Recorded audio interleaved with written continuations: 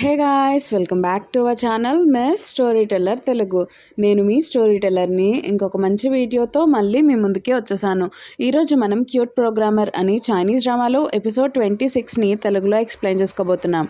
And ఈ వీడియోని start చేసుకోబోయే ముందు మీరు ఇప్పటిదాకా మన ఛానల్ని సబ్స్క్రైబ్ చేసుకోకపోతే తప్పకుండా సబ్స్క్రైబ్ చేసుకుని పక్కనే ఉన్న బెల్ ఐకాన్ని క్లిక్ చేయండి. అండ్ ఈ వీడియోని స్టార్ట్ చేసేద్దాం. ఈ ఎపిసోడ్ స్టార్టింగ్లో ఏమవుతుంది అంటే లూలీ ఏమో పడుకుని ఉంటుందన్నమాట. సో తనకి హాలిడే అని చెప్పి అయితే ఇదే టైంలో లూలీకి జియాంగ్ కాల్ చేస్తాడు. సో జియాంగ్ కాల్ చేసి లూలీతో అంటూ ఉంటాడు, ఈరోజు మనం బయటకు వెళ్ళాలి అని చెప్పేసి. ఇంకప్పుడు లూలీ అంటుంది, ఈరోజు నాకు అంటే హాలిడే అని చెప్పేసి అంటూ ఉంటుంది. ఇంకప్పుడు జియాంగ్ అంటాడు, లేదు ఈరోజు మనం ఆన్ సైట్కి వెళ్ళాలి, రా నువ్వు అని చెప్పేసి అంటూ ఉంటాడనమాట. ఇంకా అప్పుడు లూలీ ఏమో సరే అని చెప్పేసి ఇంకా తను వెళ్తూ ఉంటుంది. ఇంకా కట్ చేస్తే జియాంగ్ ఏమో ఒక మంచి సీనరీ ఉన్న ప్లేస్ దగ్గర లూలీ వస్తుందని వెయిట్ చేస్తూ ఉంటాడు. ఇంకా లూలీ అయితే వెన్తో కలిసి వస్తుందన్నమాట. ఇంకా వాళ్ళిద్దరినీ చూసి జియాంగ్ అయితే కొంచెం అప్సెట్ అవుతాడు. ఏంటి మీ ఇద్దరు వచ్చారు అని చెప్పేసి అడుగుతూ ఉంటాడు.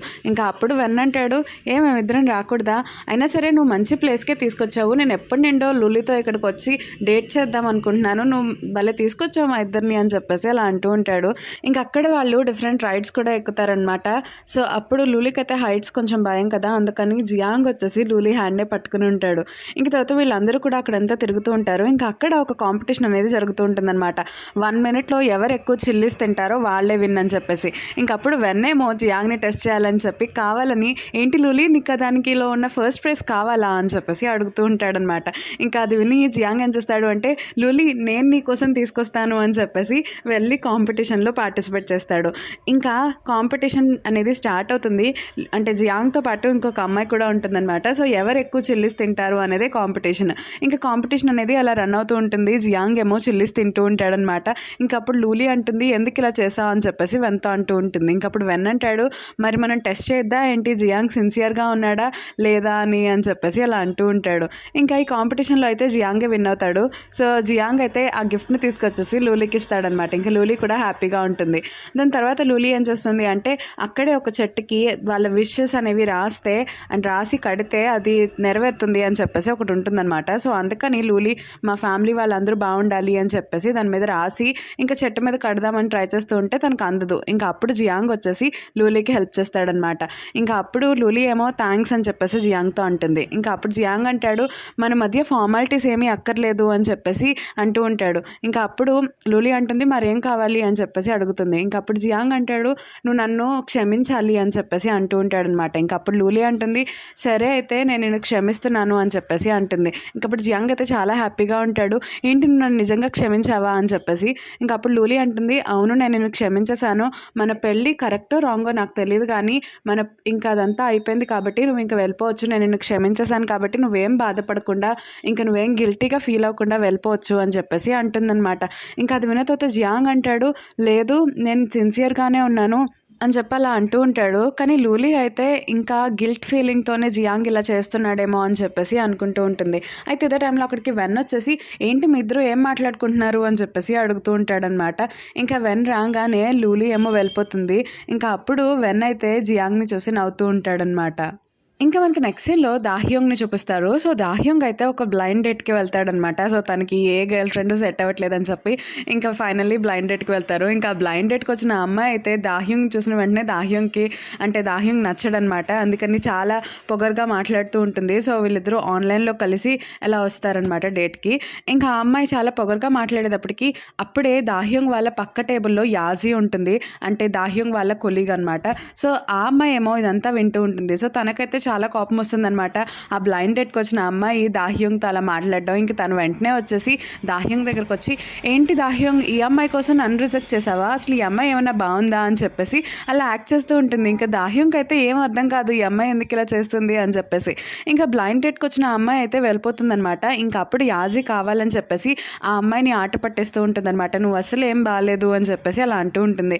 ఇంకా ఆ అమ్మాయికి అయితే చాలా కోపం వచ్చేస్తుంది. ఇంకా యాజీ అయితే చాలా నవ్వుతూ ఉంటుందన్నమాట. ఇంక తర్వాత దాహ్యంతో అంటుంది నేను ఎలా యాక్ట్ చేశాను అని చెప్పేసి.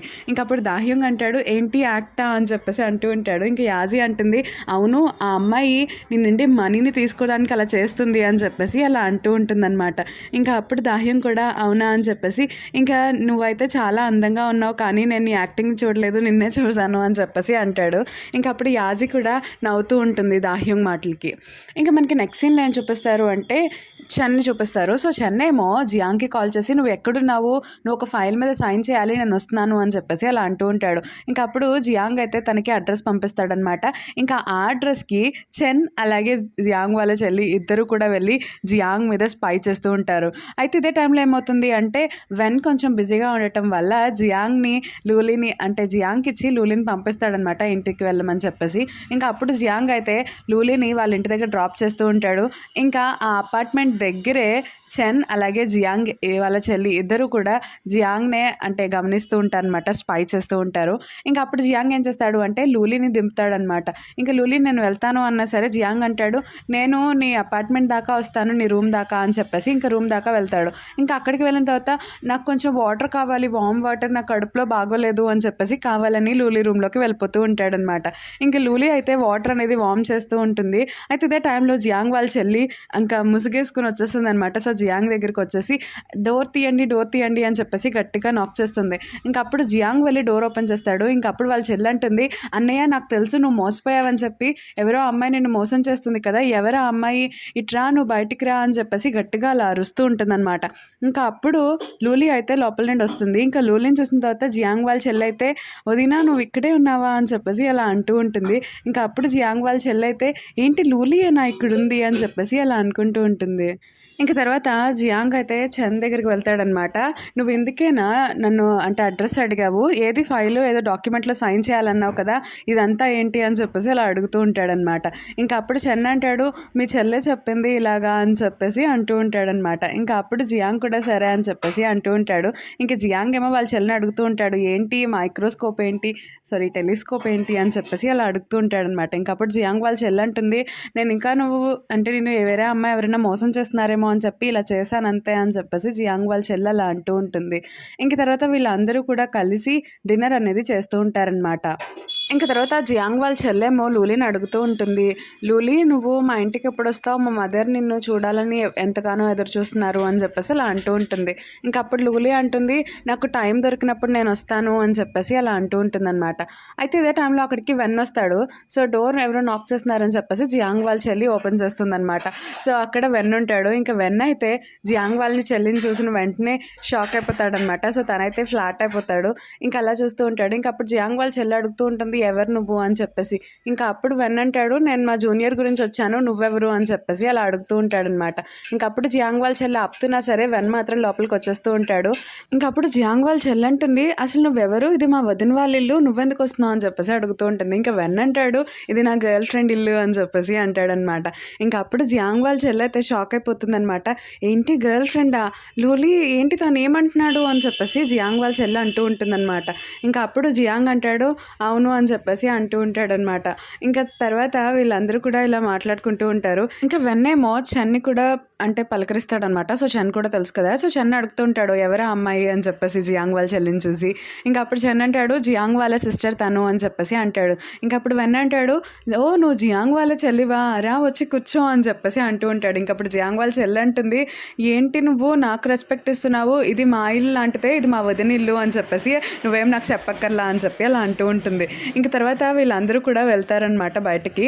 సో అప్పుడు వెన్ అయితే ఉంటాడు. ఇంకా లూలీకి హెల్త్ బాగోదు. ఇంకా అందుకని చెప్పేసి వెన్ ఏం చేస్తాడు అంటే లూలీని హాస్పిటల్కి తీసుకెళ్తాడు. ఇంకా అప్పుడు లూలీ అయితే చాలా థ్యాంక్స్ అని చెప్తుంది, ఇప్పుడు అంతా బాగానే ఉంది నాకు అని చెప్పి అంటూ ఉంటుంది. ఇంకా అప్పుడు వెన్ అంటాడు నువ్వు ప్రెగ్నెంట్ వా అని చెప్పేసి అడుగుతాడు. ఇంకా లూలీ అంటుంది అవును అని చెప్పేసి అంటుంది. ఇంకా వెన్ అంటాడు మరి ఈ విషయం జియాంగ్కి తెలుసా అని చెప్పేసి అంటూ ఉంటాడు. ఇంకా అప్పుడు లూలీ అంటుంది తెలీదు, నువ్వు కూడా చెప్పొద్దు, ఎందుకంటే మేబీ ఇది తెలిస్తే తను రెస్పాన్సిబుల్గా ఫీల్ ఫీల్ అయ్యి ఇక్కడే ఉండిపోతాడేమో, నా మీద ఫీలింగ్స్ లేకుండా ఓన్లీ రెస్పాన్సిబిలిటీతోనే తను నా దగ్గర ఉంటే నేను దాన్ని భరించలేను.